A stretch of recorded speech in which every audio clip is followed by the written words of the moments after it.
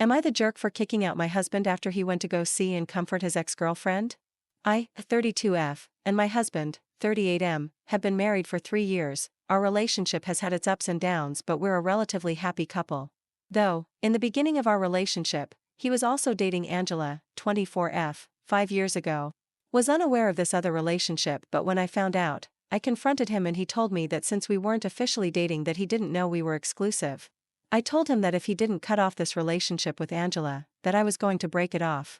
We left it at that and we didn't talk for a while when he came to my apartment unexpectedly weeks later saying it was over with Angela and that he wanted to try again and asked me to be his girlfriend. Ever since then we have been a pretty normal couple. We have our moments but our relationship is going good and I believe he is my soulmate. Recently there's been an issue in our relationship though, Angela.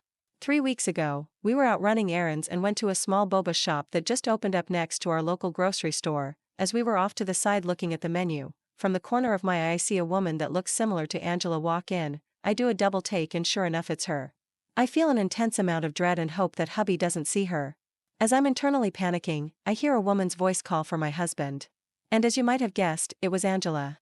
My husband turns around and they have a small but awkward conversation. The whole time I just disassociate and stare off to the distance until she asks my husband, "Is that your wife?"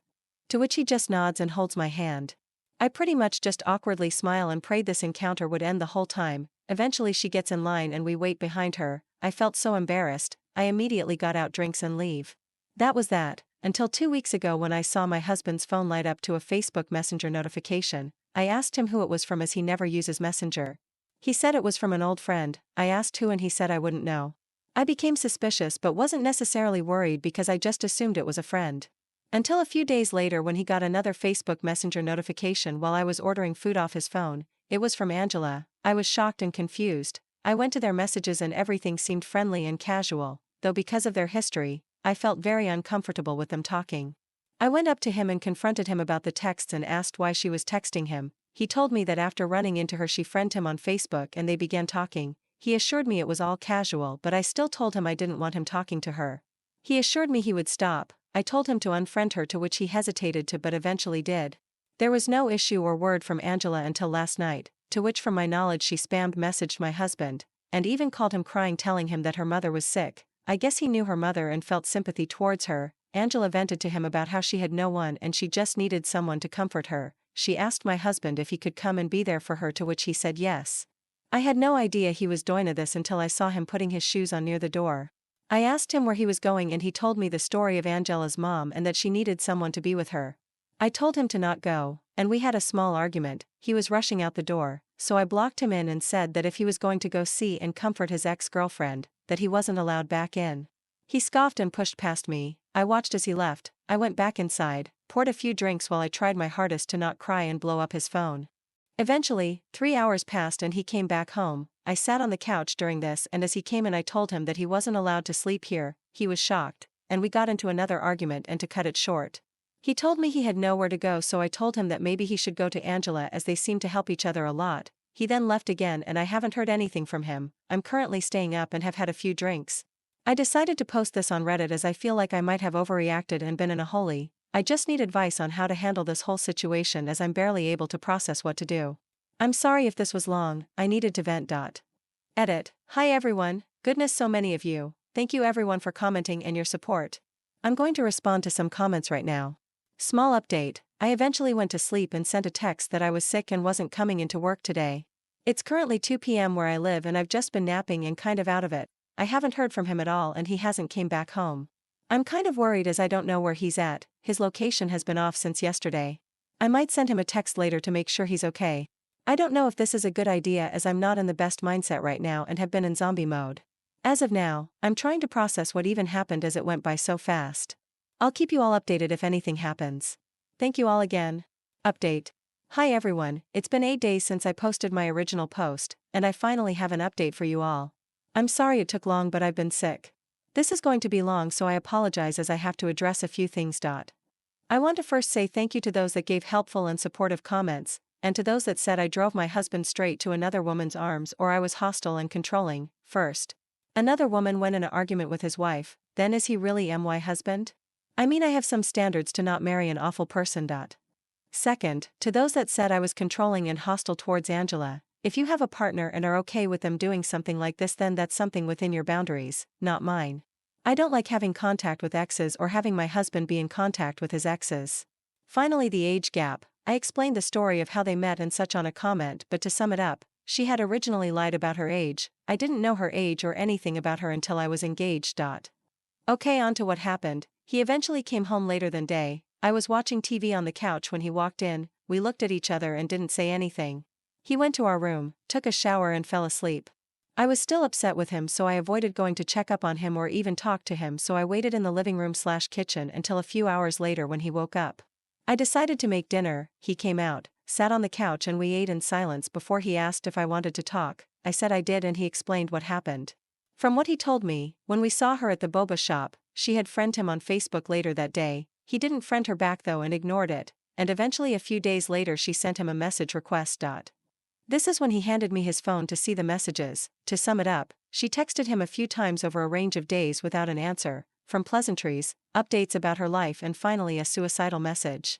Now I don't know what is allowed to be said in this subreddit, but my husband did respond out of worry for another person, or so he claimed.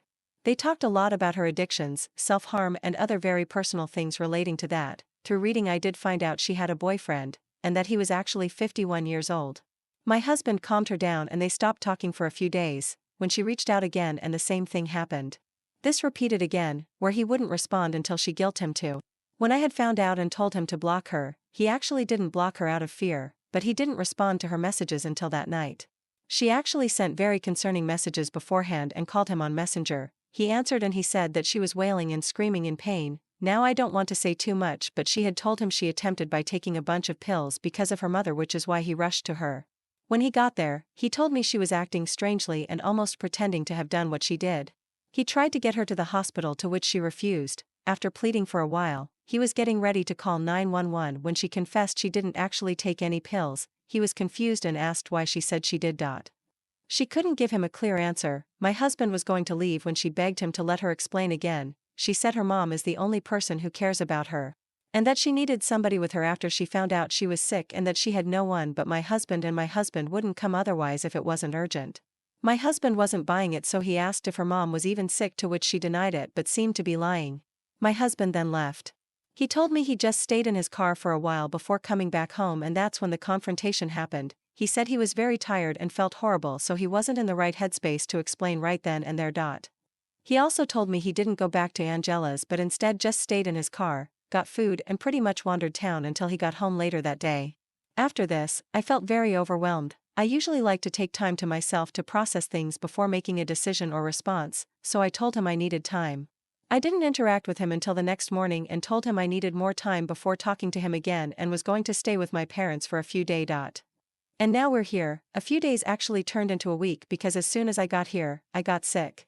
So I haven't felt good enough to even drive back home, much less process or think much. I secretly don't even know how or what to do, like how do we just go back to normal? I still feel betrayed, and even though he didn't cheat, I don't trust him, and I don't even know if he's telling the truth.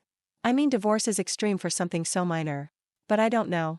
I have to go back home tomorrow as I feel a bit better and I can't hide out here forever and I have responsibilities, even though it's been a nice escape and being with my family has been great.